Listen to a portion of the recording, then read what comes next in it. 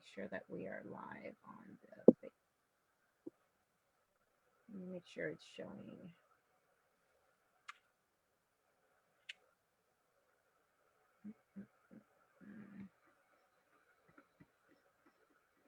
Okay, I think we're good now. So, yep, we're live. This is when people start going in. All right. Still here, grabbing something right with. Okay. All right, I'm back. Video. Okay. Okay, hello everyone. This is Carmen here at NAMI Greater Houston.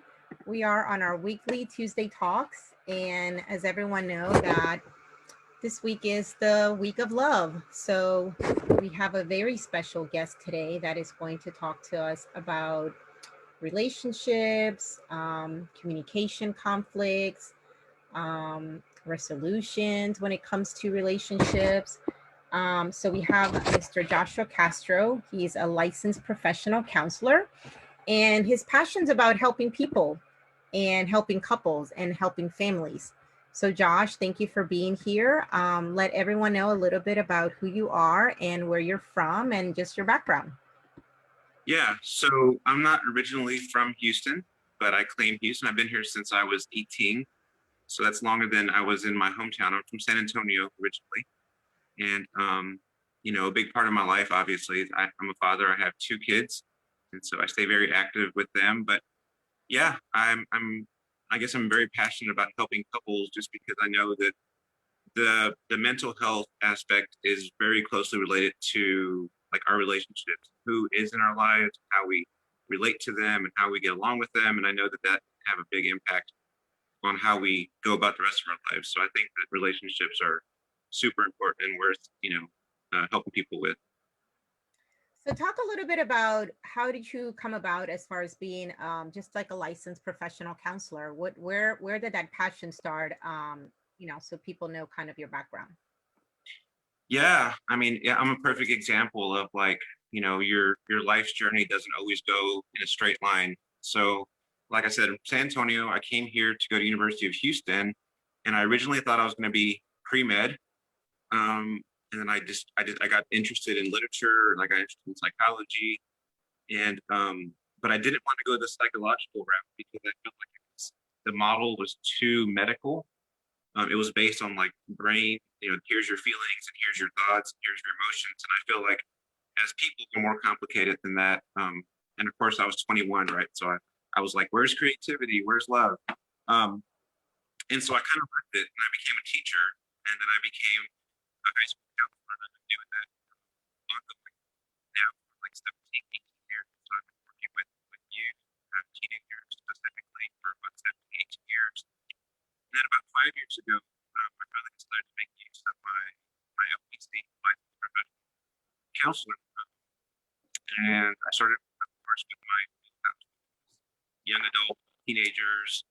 But I really found what I got most, I guess, excited about, what energized me with my work was working with couples because I could see tangible changes, even from one session to the next. They come in sitting on opposite sides of the love seat, right? Obviously not connected. And then after a few weeks or so, they come in and they hold hands, cuddling on my couch, you know, thanking me for the things they learned, how they're implementing them in their lives. And just Not to interrupt, but the audio keeps going off and on. So it might be where we might go back to the computer. okay. Yeah, for sure. Yeah. I'll open it and then log in and then Yeah. So as Josh is connecting through the computer again, welcome everyone. This is our weekly Tuesday talks brought to you by NAMI Greater Houston. I'm Carmen, and today we have Joshua Castro. He is a licensed professional counselor, and today we're going to be talking about um, just relationships. We have a very unique weekend with just everyone celebrating Valentine's. So I wanted to bring Joshua because he has a lot of knowledge as far as communicating with within relationships, whether romantic or your own personal family relationships. And Any questions that you guys may have, please put on the chat. You can also put it on our Facebook Live, and then that way we'll be able to answer them through the talk here. Hey, so it says because you removed me from that other channel that I can't get back in. So I'm not sure. Okay. Well, you sound good now, so Yeah. maybe you can put your headset on. Yeah, I'm gonna do something here that maybe help. All right. So normally I start the Tuesday talks with what is mental health to you? Tell us kind of your mental health journey. I know you're very passionate as far as just mental health in general. So tell us, what does it mean to you, and how are you spreading kind of awareness within our community? Well, like I said, I think mental health is a lot more than just wait until something breaks. I think a lot of people see mental health as they think of obviously depression, anxiety, OCD. They think of all the maladies. They don't think of maintaining a state of well-being. I think that a lot of times when I think of mental health, I think of it in positive terms, in terms of living your best life, living your up to your potential, living at peace. And so I think that that's super important, that we don't just frame mental health in terms of illness, but mental health, like we would say, regular health. That's a healthy person. I have a healthy lifestyle. And so I think mental health is the same thing. You do certain things to maintain it, and you identify certain habits that help you achieve it. Okay. So tell us a little bit as far as you're expert as far as sharing coping skills and tactics for better communicates in relationships. Share some ideas as far as just communicating in general, and what is it that we as individuals do wrong when we communicate ineffectively? So I think an important thing to, I guess, first understand about communication is that people have always been told that it's not always just the words we say, right? So like some common communication killers are things like tone, body language, and even timing. And so I see a lot of couples who have gotten to a point where they are dysfunctional or not communicating, and they do these subtle things that shut each other down. It could be an eye roll, it could be a big long sigh, or it could be the way that they're sitting, or arms folded, or whatever. These seemingly small things, a lot of times can shut the other partner down. So if one, for example, wife or husband says, "Okay, I guess say what you gotta say."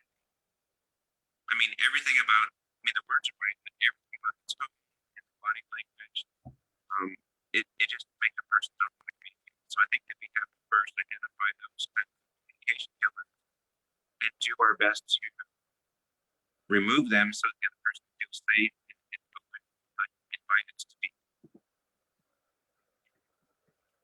Okay, I think we're having the audio issue again. So let me see if I can fix it. I want to make sure people hear you.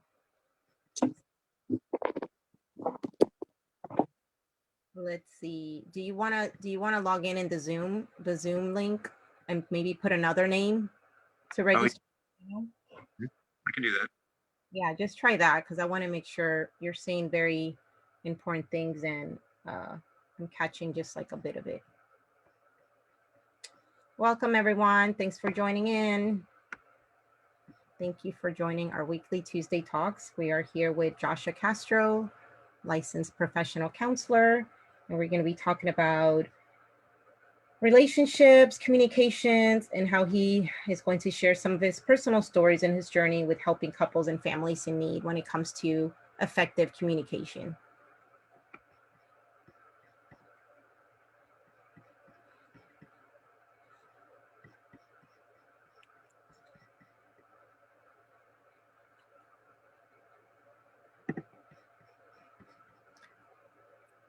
Carmen, I'm signing in, but I'm not sure if it's going to let me. I'm changing the name, It but should. I'll let you.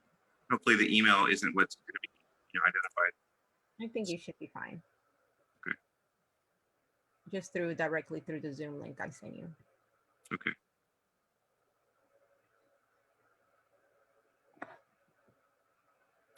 Yeah. Did you send me, It's not you send doing me, it? Huh? did you send me a different one, because that old one's not going to work? even if with a different name. Okay, let's see. It's the same. It's the same email for everyone. It's just the same. It's the same link. Yeah, it's just that I only have that email address. I can try a different one, but let me try different. Okay, well, yeah, when I'm on the live, I can't click out. So it's the same. Try to see, are you connected to Wi-Fi on the phone? I am. You want me to get off the Wi-Fi? Try that, maybe get off. Because I can hear you fine, it's just sometimes you go off. Okay. Let's try it. We're learning as we're doing this, so next time we just leave both. It's all good. Is that better?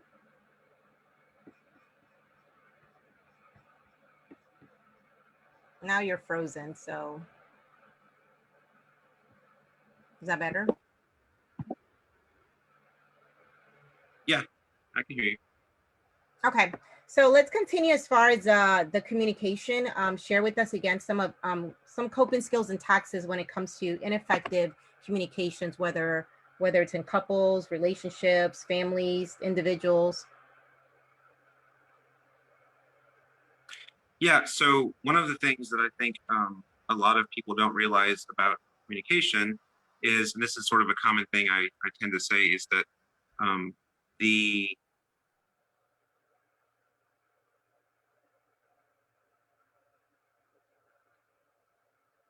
Oh no, we're having technical issues with Josh.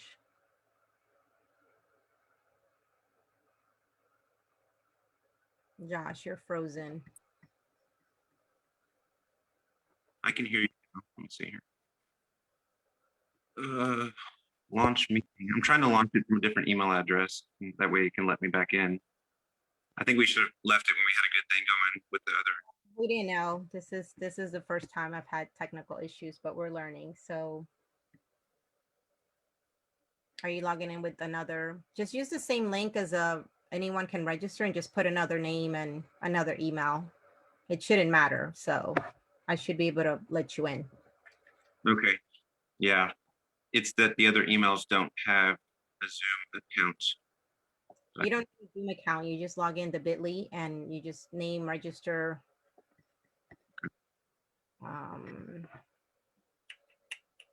It's funny because I got like 4 email addresses. Let me see which one to use here. Just use any one of them.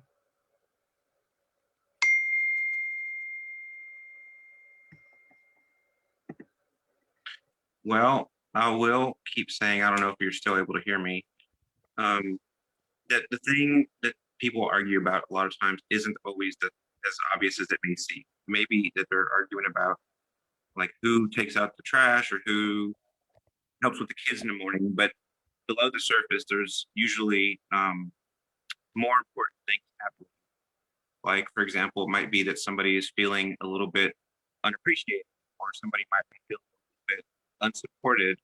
And so those are the kinds of things that need to be discussed more vulnerably, more directly, as opposed to saying and arguing over things like, you know, who took out the trash the last time, because that's just a sideshow, really. Um, so, if people can focus on the actual, topic, then they can get a lot more accomplished. Here we go. Get a lot more accomplished in their conversations instead of, arguing about these things that really aren't the main issue. Another thing that I think obviously is important, I think, when it comes to communication, is that a lot of times people. I just sent you, Josh, the bit.ly on your Instagram. If you just click on that and it's going to say meeting registration, you just put your first name, last name, and put an email. You can put my email if you want. Put my personal email and I'll let you in. Okay, so let me go ahead and get off this thing. Yeah, go to Instagram. I just send it to you and just put meeting registration, put my information. Maybe that will let you in.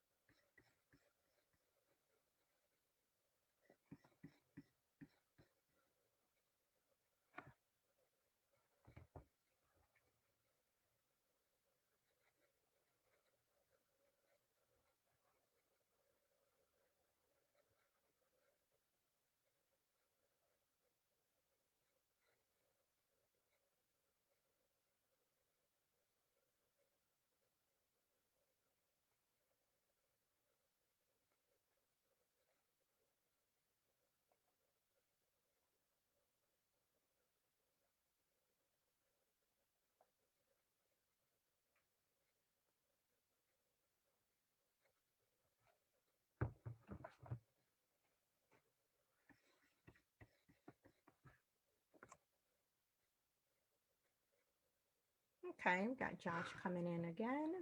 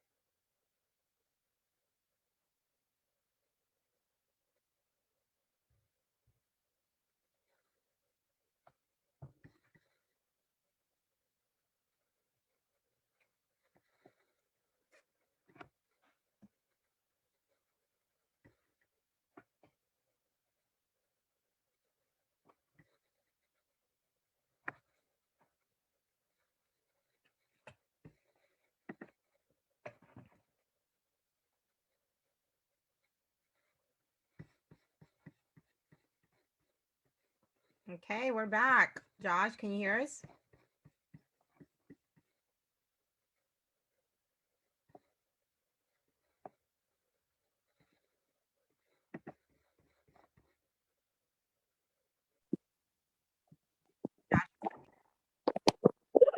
Yes, I think so. All right. Awesome. Are we good now? I believe so. Okay, awesome. So let's start all over. All right, everyone. Thank you for your patience. We're here at our weekly Tuesday talks. We have Joshua Castro, licensed professional counselor, and today we're going to be talking about relationships and communication. So Josh, let's start all over and tell us a little bit about yourself. And let's go into that first question on common mistakes people make when communicating. All right. First of all, are you able to hear me better now? Perfect. Okay, great. So common mistakes, I think, like I said, tone, timing, and body language. So subtle things like, a roll of the eyes or a big long sigh or, a closed body posture, like, turning the other way. These little things, especially in the most intimate relationships like marriages and couples, they completely shut down the other partner, because people are so sensitive to, these small cues. So I'll hear a wife, for example, say, okay, well, you want to talk, go ahead and talk. And the husband's like, well, then I don't want to talk anymore then. She's like, why? I'm telling you to talk. And so these sorts of subtle things happen in couples. And as a third party person, being the counselor, I'm able to stop, like a timeout and say, hey, let me explain what just happened here. And people don't really speak very vulnerably and directly. So instead of him saying, I don't like your body language and how you shut me down, I feel very hurt and unappreciated, he'll just say, never mind. Right. And so I can view right there in front of me in real time how these couples shut each other down, but they don't see it themselves. And so I think just by kind of doing some psychoeducation, like spending time talking about common communication killers, they can kind of say, hey, yep, I do that. Or more often they'll say, yep, he does that or she does that. And so I think it's important, first of all, just for them to get educated about what not to do, right? So these communication killers and removing those is a big deal. Um, the other thing I know I like to talk to couples about, especially high conflict couples.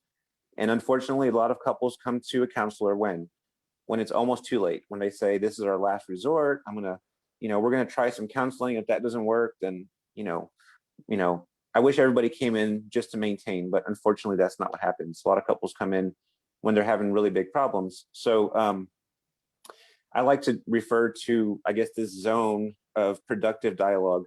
And on one side of the zone, you will sometimes have the fight or flight response, right? So on one end, you have like sort of aggressive, sarcastic, cutting remarks, judgmental remarks. And then on the other side, you have the shutdown. I say flight, but it could be shutting down or saying, whatever, I don't care, do what you want, doesn't matter, where they both check out. And it only takes one person to check out from a conversation for it to not be productive. And so I spend a lot of time talking about like the things that get people out of the productive dialogue zone or that, kill communication. So those are some of the things that I think I spend time on at first, just in terms of common communication skills. And I think because we got sort of cut off earlier, the idea that the thing is not the thing, right? So whether they're arguing about, house duties or finances, that's a common one, or child raising, there's something always deeper than just the bill, right? Or in whose turn it is to put the baby to bed. The feelings that are underneath that is what I try to help expose to them and say, it sounds like you're saying that you don't feel very appreciated or that he is, not as present as he said he would be. And we go from there. And then all of a sudden we have a real conversation instead of this sideshow argument that's going on. So what are some of the kind of, sentences or words that you can use to kind of, start in a positive note when you're communicating, whether it's with your couple, your significant other, or just a family member when you're addressing an issue? What should we start off with acknowledging and saying? I think that I like to use like this this two-step thing, but I think that before you can do that, you need to spend some time preparing for the conversation. So that takes some self-awareness. So like, for example, if I was going to talk to somebody about how I don't like that they maybe aren't there for me, let's say that's the conversation, or that they don't make enough time for me. I'm a quality time person, they're not there. That's going to be the conversation. But instead of coming out and saying, pointing the finger and saying, you don't do whatever, because, that's usually not productive because it puts them on the defensive, right? So the prep work that comes before that is me really understanding how it's affecting me and why it's so important to me. So I would need to understand, what is it I'm really asking for and what is it I really feel, then go into the conversation And I tell people, set a time. Don't catch somebody when they're doing dishes. Don't catch somebody when they got a baby in the other arm. Don't catch somebody when they're on a business call. So that's why the timing is also as important as tone and body language, right? So the timing and giving the other person an opportunity to prepare themselves, compose themselves, and say like, "Hey, Carmen, this Friday, I think we should have a sit down talk, and we need to discuss a couple of things." That lets you know it's going to be something that you need to kind of be prepared for. You need to kind of clear your schedule. And so all of those sorts of things where you make it a priority and give the other person a heads up, I think all help make a productive conversation. But to the one is saying how you feel. Instead of saying, you shouldn't be or you better not, I feel alone. I feel sad. I feel left out, right? And then the second part of that is making a request. And that's the thing that a lot of people don't do. They'll go into what the other person didn't do, but they don't say what they really want.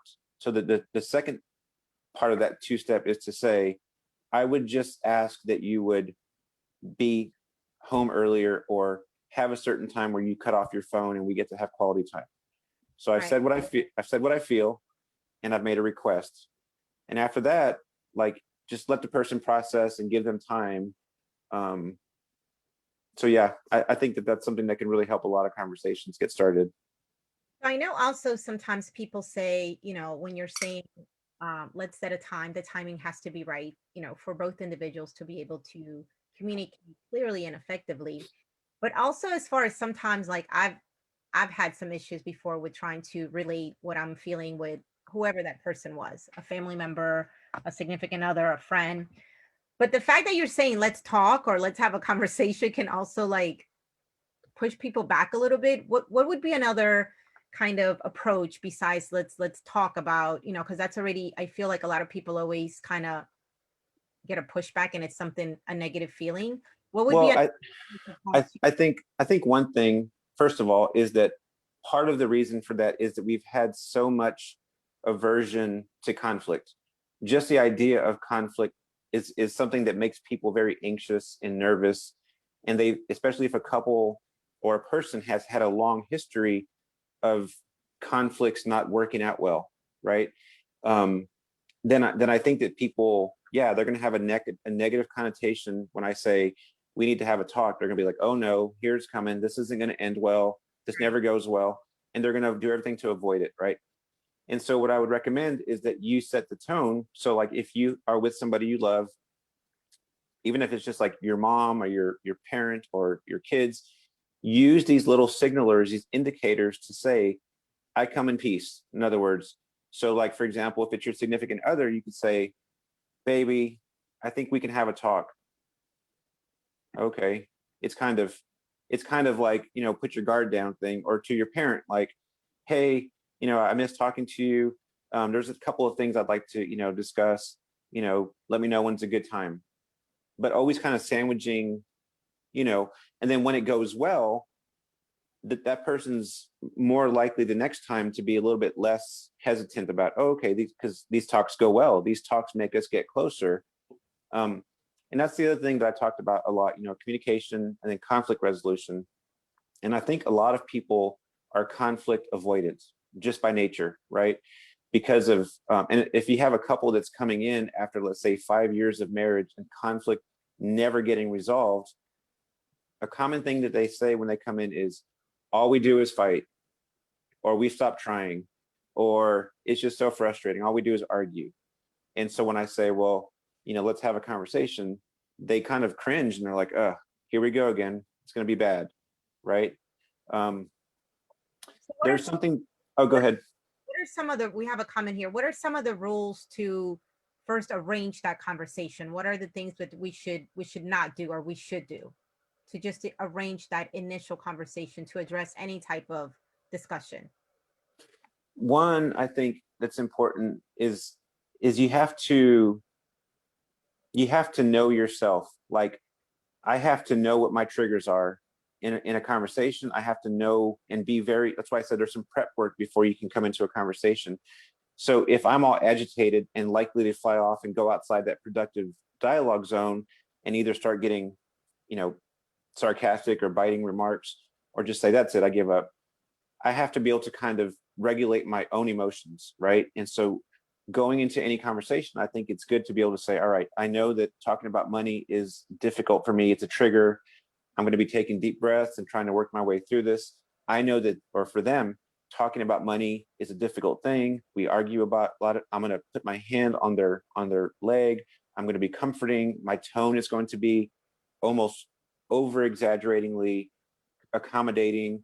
You know, if I can tell that they're starting to get a little bit agitated, I'm going to assure them, right? So it's all about maintaining that connection. And I will say this, it almost never matters the outcome. Do we get the car? Do we not get the car? Do we paint the room? Do we go on vacation? Like, let's say that you paint the room, but one person hates it, one person feels like their opinion didn't matter. Or you get the vacation, but the other person feels like they didn't get a say so. It's not about the thing, it's about the process, right? So, is if both people feel heard in that conversation, then they're going to be like, okay, whatever you want, honey. You know, I know that I'm just glad we're getting along talking about money, you know? So Right. I think that's something important. It's just kind of regulating yourself and being aware of your triggers and then your partner's triggers. So what are we're talking about, we're focusing a lot on couples just because it's Valentine's week this week, and we wanted to kind of just bring up that topic. But what are some of the, top three, let's say, resolutions that couples come to you to find a solution on, whether it's communication, or what are the other topics that you get addressed to kind of help them facilitate and get stuff resolved? Well, communication is number one. So a lot of times they'll come in and just say, like, either we've stopped talking or all we do is argue, right? And so after I kind of go through a sort of a tiered approach. So one is communication, two is conflict resolution, and then three is forgiveness, right? Because, if you've been together any length of time, you've hurt each other's feelings at some point, right? But you can't talk about these most difficult things if you don't know how to communicate and you don't know how to resolve conflict. And so it's almost like giving the person the tools so that they can have these meaningful conversations, and then they can get to a spot where they go forward having better boundaries and being able to communicate like on a soul level, where they are each other's soulmates and they are able to bring out the best and nurture each other. A lot of times when I work with couples, I kind of use the analogy of like someone who just got in a car wreck, right? Like they're in triage, and that's where a lot of couples come in, is just keeping them on life support one more week, right? And then after that, they may go home and feel like, hey, we're all good. And I'm like, no, you're not. Like, y'all have had a traumatic series of events happen. And so we're going to move you down to like the second floor, and we're going to watch you closely, and we're going to give you lots of tools and lots of help. And then with time, yeah, you'll be checked out and you'll be on your own at home trying these things. You're going to be doing your therapy routine, right?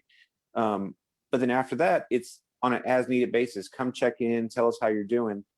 And so I think a lot of people need to understand that working with couples is sort of a long-term goal. It's not just come in and fix a one issue thing and they're going to go home and be like, oh, that was great, right? So there's truth to the saying that relationships take work. They really do. So let's talk about, we have a comment here as far as parenting. What is the best way to have a conversation with an adolescent that just does not want to listen to anything that you want to say? How do you approach, someone that's a little bit younger when it comes to parenting? Okay.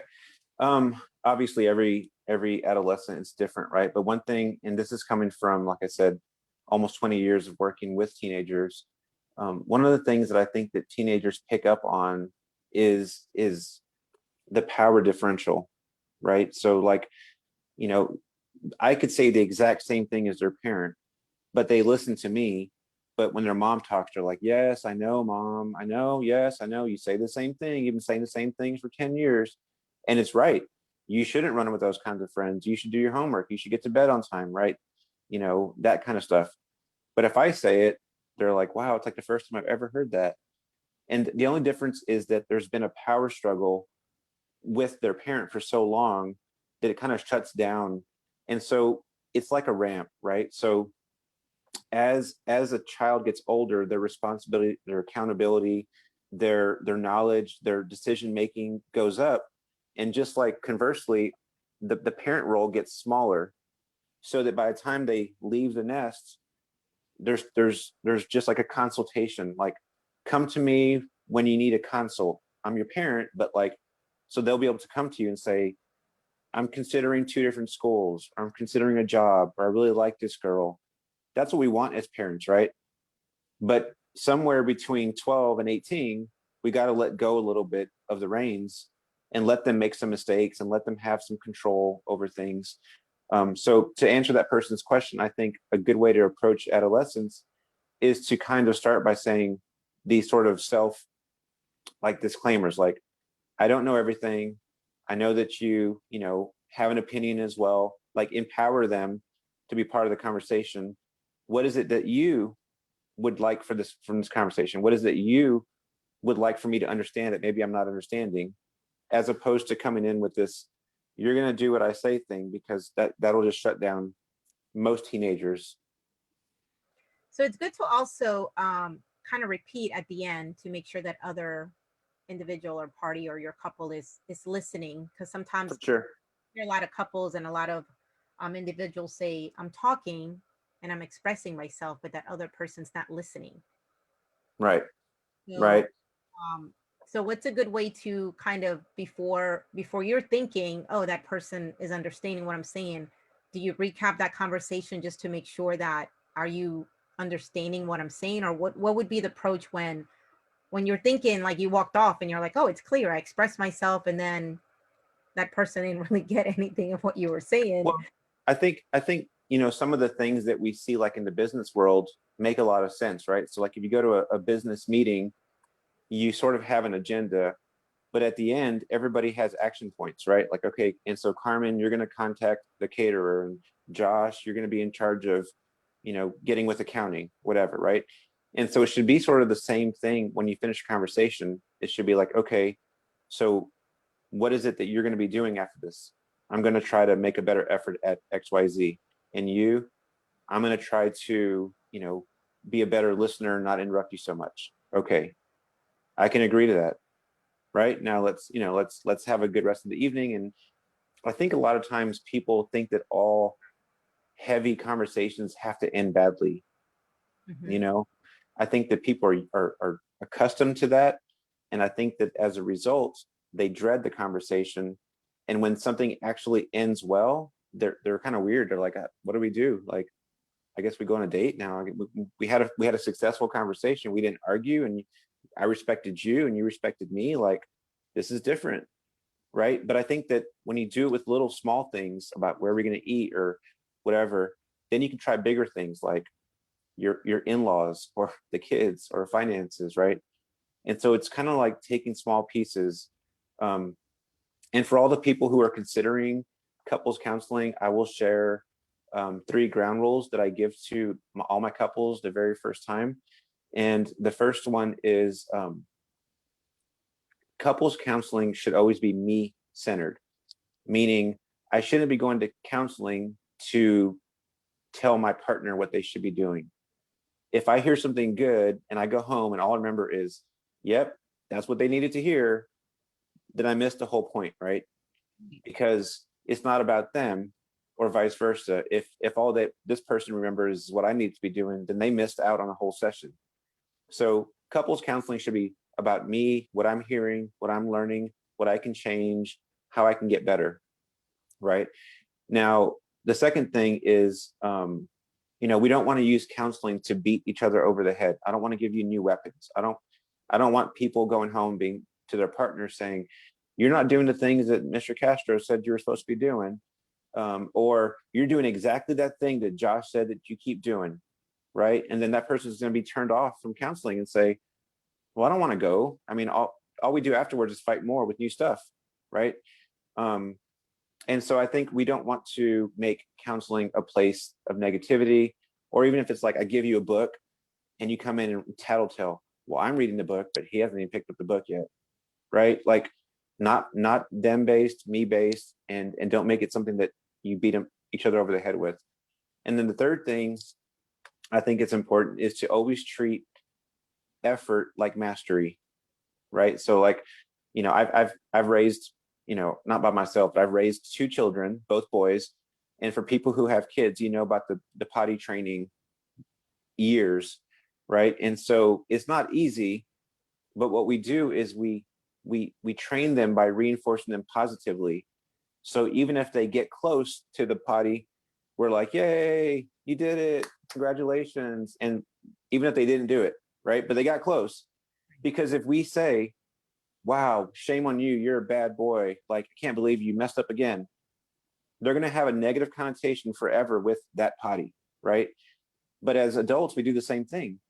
Someone will be trying to communicate and trying to listen, and their spouse will say something like, well, you're saying the right things, but you have the wrong attitude. As opposed to saying, I can see you're trying. I really appreciate that you're trying something different. That means a lot to me. That person's going to try more, right? So those are the good 3 ground rules for people who are thinking about what happens in couples counseling specifically, because I think it's kind of like more like coaching. It's helping a couple, get through these things.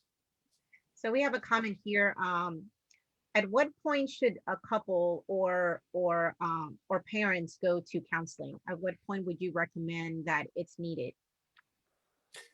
You might want to get clarification, like a couple or a family. Yeah, they're saying at one point should they resource to going to a counselor? I honestly don't think that, like I said, I don't think that we should wait till the muffler falls off the car, right? I really think that it's something that we should do like as part of regular maintenance. Like I said at the beginning, mental health isn't just about the bad things. It isn't just about, getting through divorces and depression and anxiety. It's like any kind of other health. You do it on a regular basis. As you go to the gym, you invest money in your body, you eat healthier food, you invest money in your health.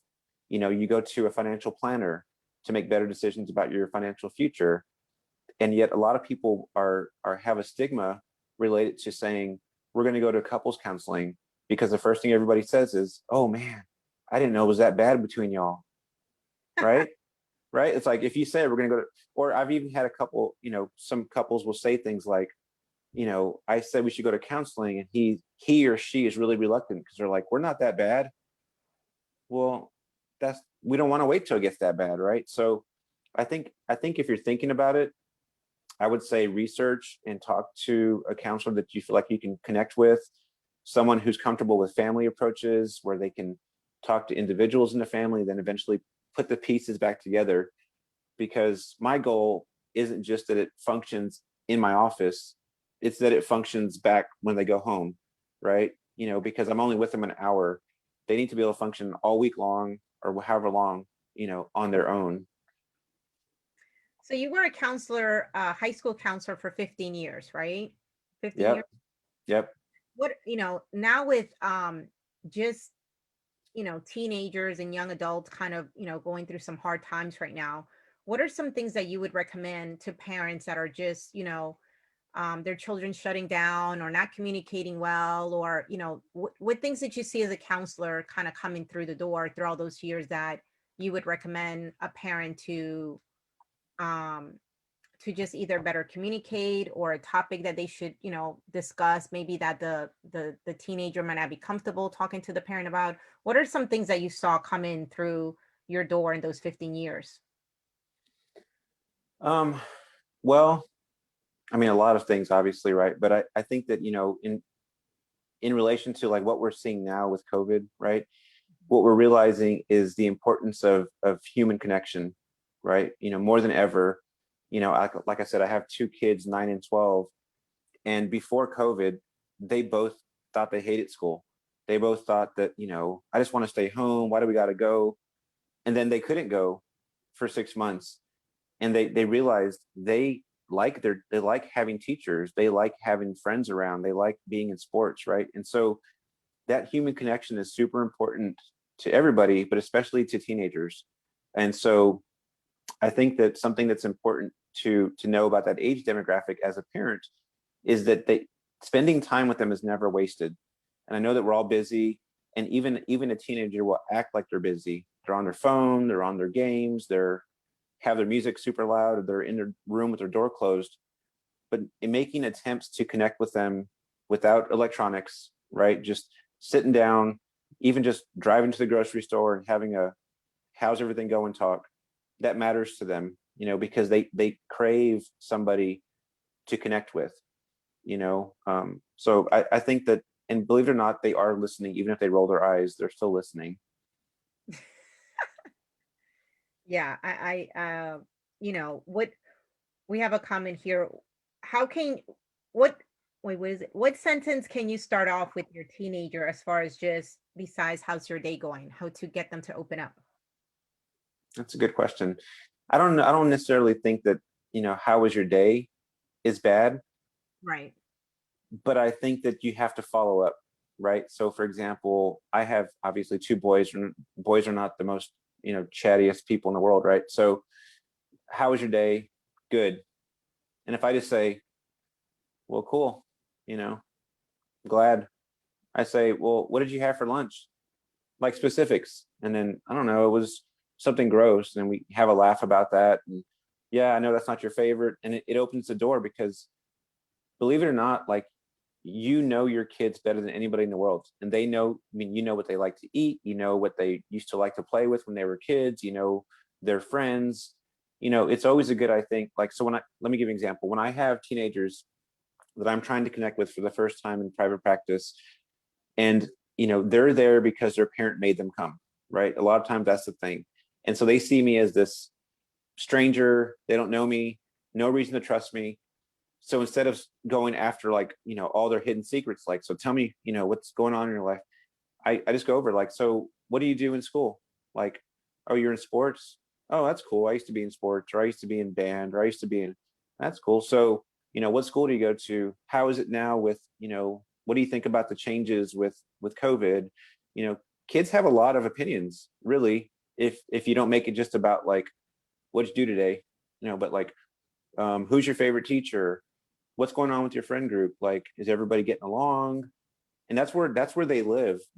They move from being, like, solely dependent on parents to being like, their peer group is their thing, their world, right?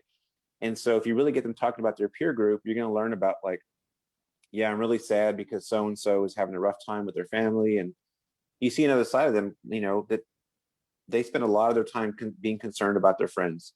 So if you can get them talking about that peer group and making it okay, not being judgmental, don't say things like, oh, is that girl with that weird piercing? Gross. Right? Because Right. they're not going to talk to you anymore.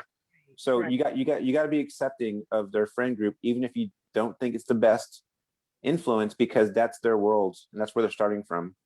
Right. That's how they're going to be able to just feel the trust to come up to you and talk to you about anything, and not Right. being feeling like they're going to be judged.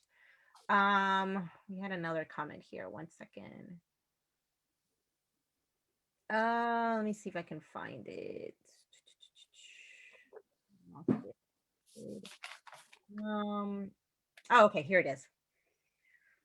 If a couple comes to you and says, "We want to reconnect," what does that really mean? It's kind of a vague comment, but Yeah, yeah. a lot of different things. I think I think it means, obviously, that there was a connection that was lost, right? And so, um, someone just brought me magic coffee, just appeared. Um, so I think that what it means is that, that there's been a connection that was lost, and that usually means, whether mentally we used to talk a lot, or emotionally we used to feel very connected, or physically we used to be connected, and we want to reconnect. And so what that means is we want to sort of remove whatever the barriers are, right? I always tell people I would prefer, if for a couple to come in and say all we do is argue, as opposed to say we don't talk at all. Because at least when they're arguing, they're trying to communicate, they're trying to get their feelings across, they're trying to reach the other person and make them understand. But when there's silence and there's a disconnect, I feel like that is harder to repair, because they've gotten accustomed to live in their life on their own and helping them reconnect. I think it sounds cliche, but you really can't replace communication. And since we're talking about Love Week, right? Valentine's and everything, like communication is the key to everything, whether it's emotional intimacy, physical intimacy. You can't just go from 0 to 100. You have to be able to, through communication, reconnect.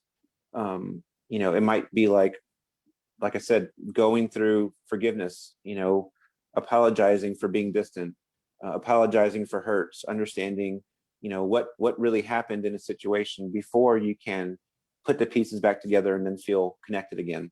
Then all the other things will fall into place, the affection and, all the good times. But if you don't do the work, it's just going to be fake, right? Right. We have another comment here that says, you talk about forgiveness, but that's very hard for a lot of people to get to that point of accepting and forgiving. What would Absolutely. you recommend for someone to start just being forgiving?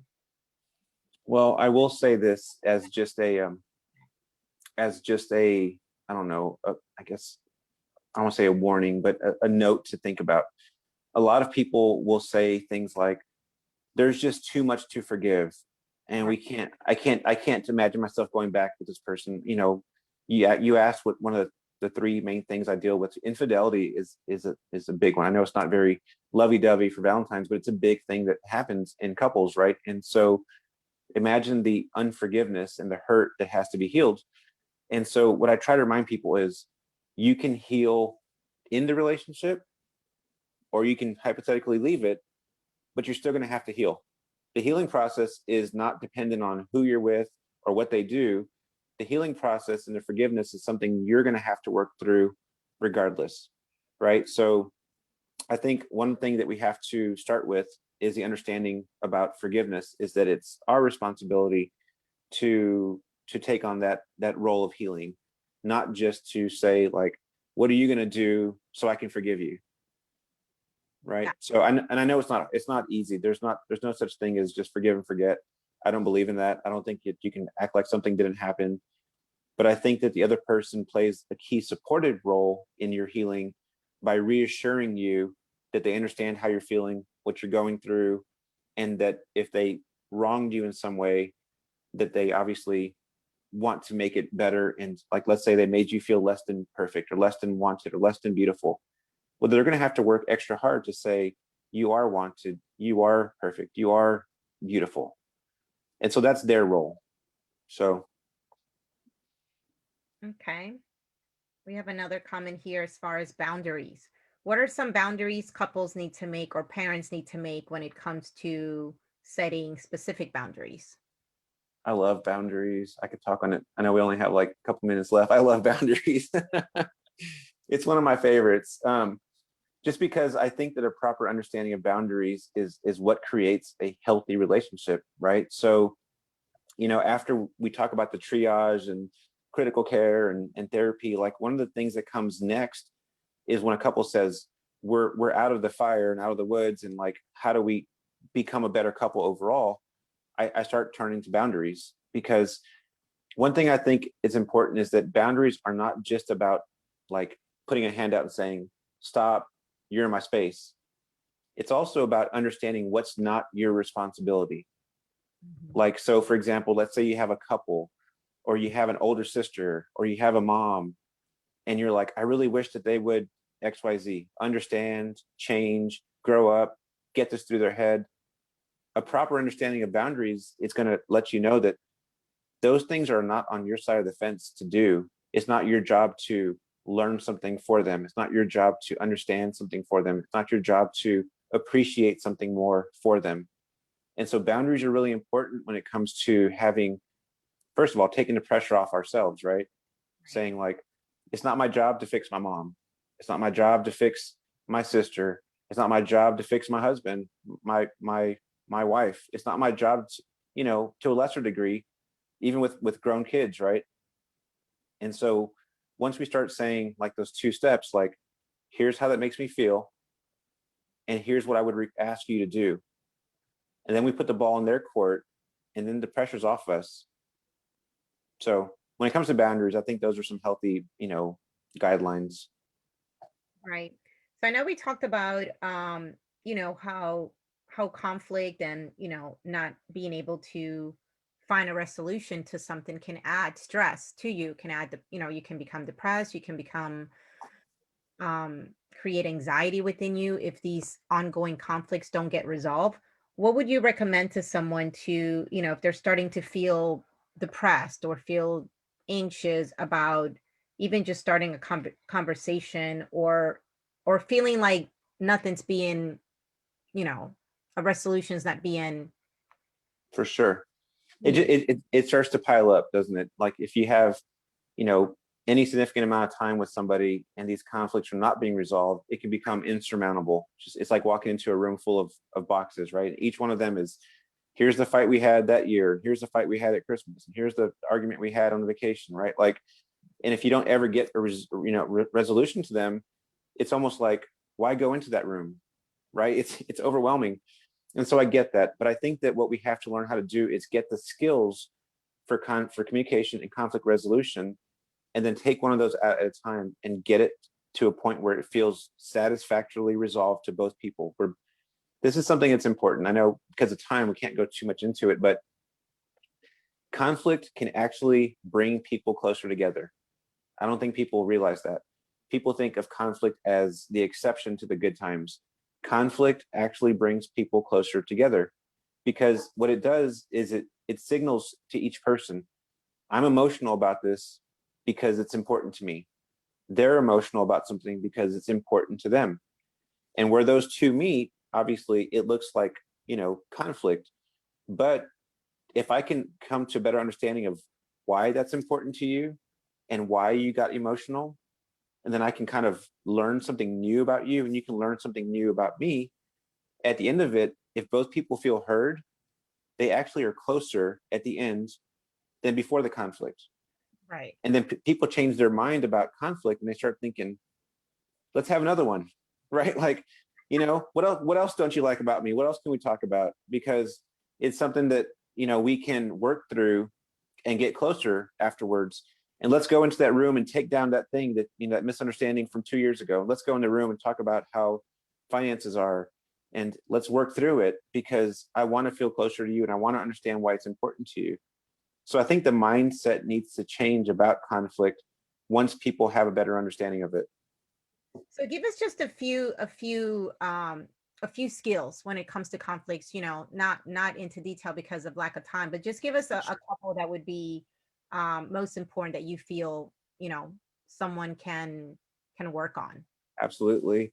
So this is one, and it's coming from a whole paradigm shift, but the skill itself is super simple, and it sounds overly easy.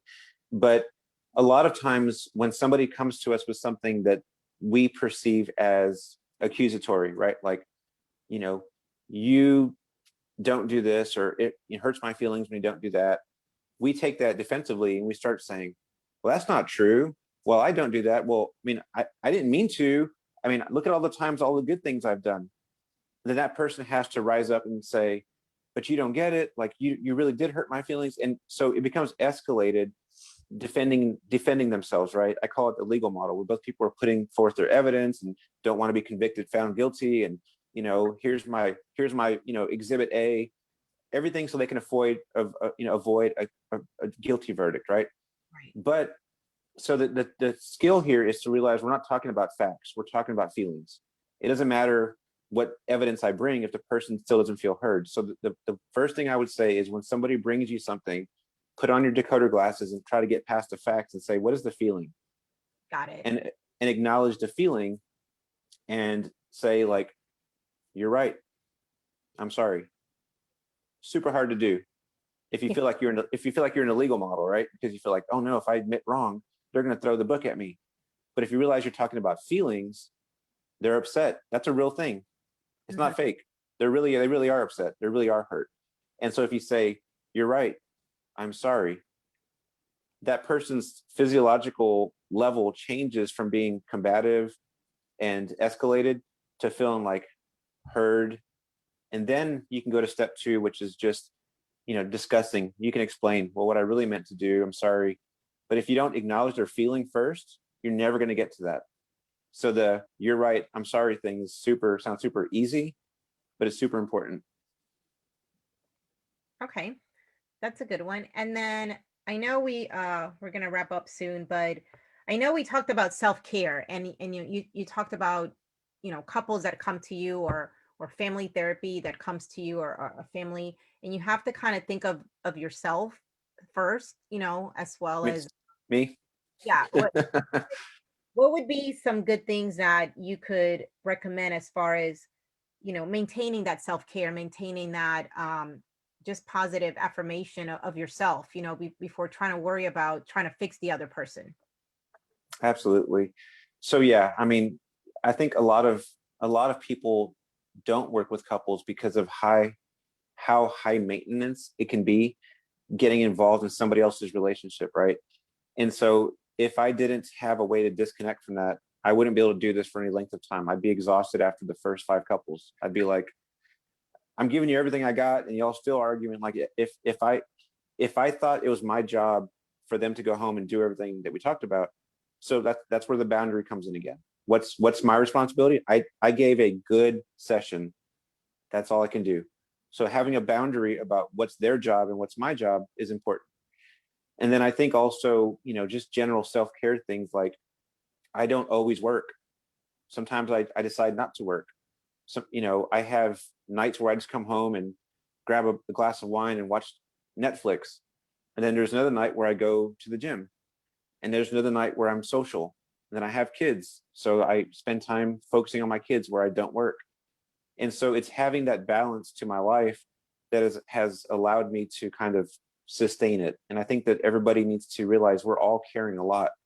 That you might not all be therapists, but you're somebody's best friend, you're somebody's son or daughter, you're somebody's parent, and all of those things have a, a workload associated with them. And so you got to kind of know how to put boundaries and take care of yourself. No, that's wonderful. So, someone's asking, where can we connect with you further? How do they connect with you? Absolutely. So I'm pretty active on Instagram, and it's just um, H Town Couples Coach. I think it's what it is. H Town Couples Coach is my handle on Instagram, and I do have a personal, but I do all my counseling types of things through that one. You can reach me there. We have an office space in Friendswood, so just south of town. We also have telehealth, and so like kind of like what we're doing right now, hopefully without all the technical difficulties. Um, but telehealth, especially in a time of COVID, really rose pretty quickly. And I think people are starting to realize that, it's a good option because I can see someone that lives in Galveston or the Woodlands, and they don't even have to, make a trek across Houston. So you can also go to joshuacastrolpc.com. But I think just a good way to kind of have daily interactions from things that I post and content and some other videos I posted on these topics is H Town Couples Coach at Instagram. I'd be happy to see new followers and communicate with you guys and send me messages and interact with you guys.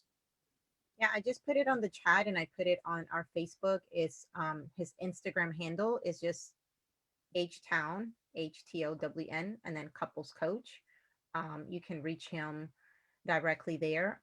So before we let you go, I know we had difficulties in the I in the know, I I know we lost a couple of minutes there. don't want to rush, but what do you do? What do you do for fun? What are you doing, something exciting that you do with your kids? I'm familiar with your two boys because you're always Right. posting about them and stuff. But what does mental health mean to you, to kind of, how do you keep yourself sane, I guess, when it comes to, you're working with, like you're saying, different couples and families, and how do you decompress when you come home and try to keep that healthy mindset with your kids and with yourself? I think that because what I do takes so much emotionally and mentally that I definitely need time away, right? So, and that doesn't mean going on vacation all the time. It just sometimes means not texting a whole bunch and just watching TV and just letting my mind rest. But the thing that I do, and people don't think this is fun, but I enjoy running. Um, not super long, 30 minutes to an hour, maybe longer sometimes. But for me, running has always been sort of a therapy in itself. I might leave the house stressed, thinking about all the, bills and upcoming dates and whatever. But when I'm running, the breathing portion of it, just the sightseeing, I like going into Houston and, running around the bayou and stuff. It calms me. When I'm done, I don't have energy to be stressed. I feel like I've, dealt with everything in that hour and a half of silence. And so to me, that's my therapy. I think some people have yoga, some people have bicycling, some people, have other activities. But whatever it is, don't feel guilty to have me time and time away from people if you need it. Okay, is there anything else you would like to share with everyone watching before we head out? Anything that you want to share on a personal level, or anything we didn't cover? I'm looking at my notes here, so I want to make sure we covered everything. No, not necessarily. I would just say, that, this is the time of year where everybody does think about couples things. But it's also the time where people who are single think about couples things, right? And they kind of feel like, it's kind of like the holidays effect, for people who have lost family members, right? Like the holidays are tough for some people. Valentine's is tough for other people for different reasons. But I think that what's most important is just to remember your overall health and well-being, and that, just because you're not in a couple, sometimes that's the healthiest thing you can do, for yourself. And so I just want everybody to kind of go into the rest of this week just kind of feeling good about where they're at in their life and working on themselves, because even in a marriage or relationship, it's only as healthy as your part, as what you're doing to make yourself a better person. And so, my message would just be to, focus on making yourself better and doing the things that keep you, your mental health as a priority. So someone's saying any books that you would recommend, whether they're self-care books or couples books, or I know you probably have a few.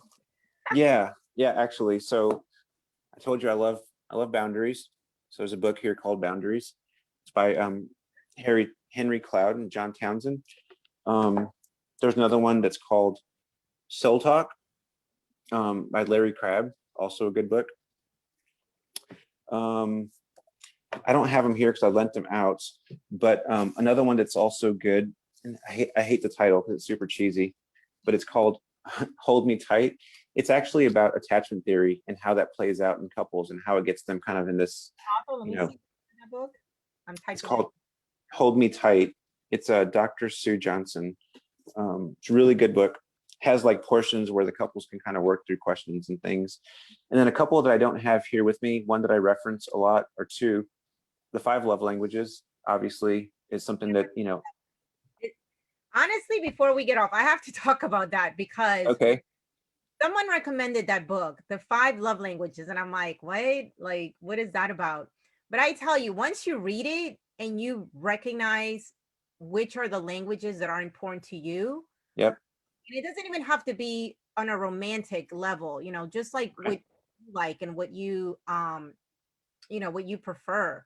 That book is very, very good. I highly recommend The 5 Love Languages because once you recognize out of the 5, you have your top 2 or 3, and the ones that are not, right, you'll start realizing, oh man, I used to have that argument with, that guy I dated, but that's because his approach yeah. to love language wasn't even in my top one. So Well, and that's the thing, is that it's not, it takes it to a different level when you start trying to interact with somebody who speaks a different love language, right? Like somebody might be speaking love to you by doing things, acts of service, and you're like, I don't care if you wash my car, like I want to spend time with you, right? And so it's like learning their love language and yours and how that interacts. So I think that's an important book.